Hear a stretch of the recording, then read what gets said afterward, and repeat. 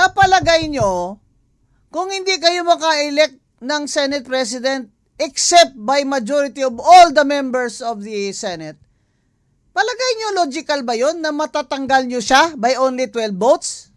Mag-isip. Mga nakikinig po, mag-isip din po kayo. Tulong-tulungan nyo po sila sa exam.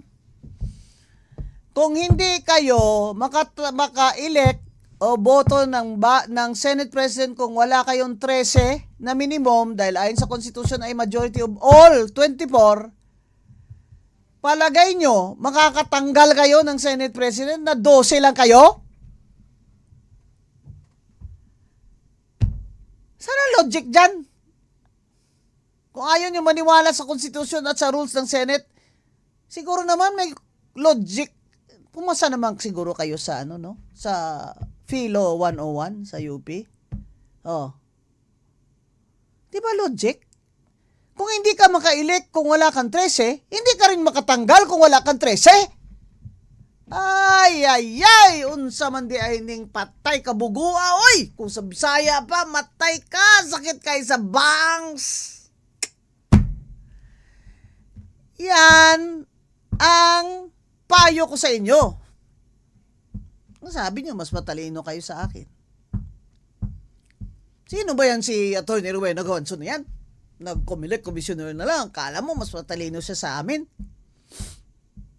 Hindi naman po ako mas matalino sa inyo. Pero siguro, sing talino nyo naman ako. No? Pero, naintindihan ko po yung konstitusyon at naintindihan ko po na binabawi nyo na ang sinabi nyo noon na wala na si Senate President Cayetano dahil tinanggal nyo na siya sa posisyon. Pero binawi nyo na ngayon. Di ba, Senator Gatchalian? Senator Ping Lacson, binawi nyo na eh. Sinabi niya na eh, na hindi pa siya namin napapalitan eh. Kaya lang absent siya. May quorum kami, absent siya. Kaya nag-acting president itong si Senator Gatchalian. Napauto naman ito si Senator Gatchalian. Bilyonaryo ka, may-ari ka lahat ng plastic dito sa kalibutan. Plastic man! Nagpauto ka?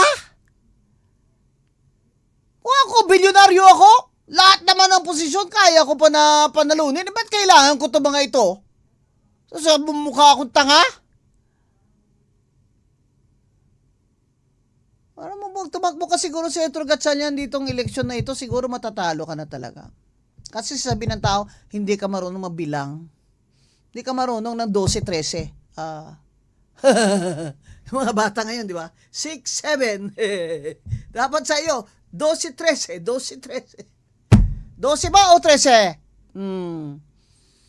Naamin nyo na ngayon na hindi kayo pwedeng maglagay ng Senate President kung wala kayong 13. Pero tinanggal nyo siya nang kayo ay 12 lang.